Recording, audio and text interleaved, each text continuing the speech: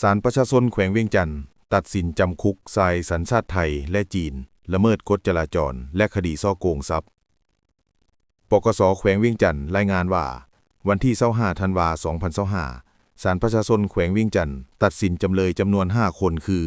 ท้าวขจรลาภอายุ41ปีเชื้อชาติสัญชาติไทยอาชีพกรรมกรอยู่บ้านขอนแก่นอำเภอบ้านฝั่งจังหวัดขอนแก่นประเทศไทยถูกกักตัวในวันที่5มังกร2025ในข้อกล่าวหาละเมิดกฎจราจรพาให้เกิดอุบัติเหตุศาลประชาชนแขวงเวียงจันทน์จึงตัดสินลงโทษตัดอิสรภาพจำเลยจำคุก11เดือนปรับใหม่5ล้านกีบเท่าวันมุงหุยอายุ27ปีสัญชาติจีนอาชีพกรรมกรปัจจุบันพักเซาอยู่บ้านห้วยน้ำเย็นเมืองนาไซทองนครหลวงเวียงจันทน์ถูกกักตัวในวันที่6มังกร2025ในข้อกล่าวหาละเมิดกฎจราจรพาให้เกิดอุบัติเหตุศาลประชาชนแขวงเวียงจันทน์จึงตัดสินลงโทษตัดอิสรภาพจำเลยจำคุก1ปี6เดือนปรับใหม่5ล้านกีบเท่าห่วงจีซึงอายุ41ปีสัญชาติจีนอาชีพนักธุรกิจ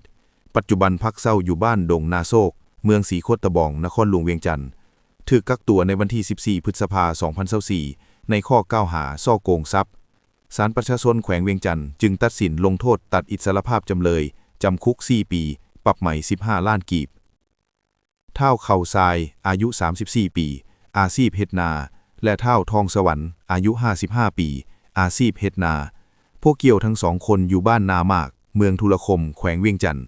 ถูกกักตัวในวันที่11พฤศจิกายน2024ในข้อกล่าวหาค้าขายยาบ้าศาลประชาชนแขวงเวียงจันทน์ตัดสินลงโทษตัดอิสรภาพเท่าเข่าทรายจำคุก5ปีปรับใหม่10ล้านกีบส่วนเท่าทองสวรรค์จำเลยจำคุกตลอดชีวิตในตอนบ่ายวันที่26ธันวาคม2025ที่รัฐวิสาหกิจไฟฟ้าลาวโศกป่าหลวงได้จัดพิธีปิดชุดฝึกอบรมเวียกงานกวดกาครั้งที่4โดยให้เกียรติเป็นประธานร่วมของท่านวิรพรวีสุนราชคณะประจำพรรคประธานคณะกวดกาพรรคหากฐานรัฐวิสาหกิจไฟฟ้าลาวผู้อำนวยการใหญ่บริษัทไฟฟ้านำเงิม3 Power จำกัดผู้เดียวและท่านดอบัวละพาบ่าวงเพชรกรรมการประจำพรรครองประธานคณะกวดกาศูนย์กลางพรรครองประธานองค์การกวดกาแห่งนัดรองหัวหน้าองค์การต้านการซ่อลาดบังหลวงศูนย์กลางมีวิทยากรนักสัมมนากรเข้าร่วมในพิธีปิดสุดฝึกอบรมได้รับฟังการผ่านบทรายงานเกี่ยวกับผลการจัดฝึกอบรมเวียกงานกวดกาในครั้งนี้ซึ่งได้ดำเนินมาแต่15ถึง26ธันวาคม2025เป็นเวลา10วันด้วยผลสำเร็จอันจบงามผ่านการฝึกอบรมเฮ็ดให้นักสัมมนากรมีความรับรู้และเข้าใจ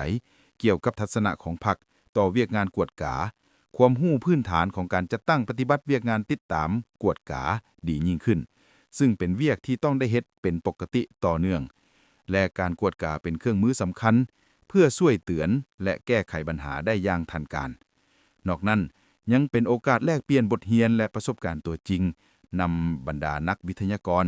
ที่มีประสบการณ์และบทเรียนหลากหลาย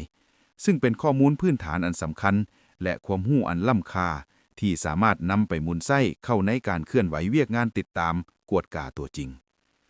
ในโอกาสดังกล่าวนี้ท่านดอบัวละพาบ่าววงเพชรได้ให้เกียรติมอบใบยั่งยืนให้แก่นักสัมมนากรที่เข้าร่วมฝึกอบรมทั้งหมด35ท่าน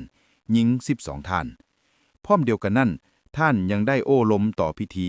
โดยยกให้เห็นถึงความสำคัญของเวียกงานกวดกาพรรคกวดการัฐและเวียกงานต้านและสกัดกั้นการซ่อลาดบังหลวงนอกจากนี้ท่านวิรพรวีสุนราชยังได้เน้นให้บรรดานักสัมมนากรทุกท่านเอาใจใส่ต่อเวียกงานดังกล่าวและนำเอาบทเรียนที่สำคัญไปหมุนไส้เข้าในการปฏิบัติหน้าที่เวียกงานของตนเพื่อยกสูงเวียกงานติดตามกวดกาของรัฐวิสาหกิจไฟฟ้าลาวให้มีความเข้มแข็งถูกต้องและมีผลศักดิ์สิทธิ์ยิ่งขึ้น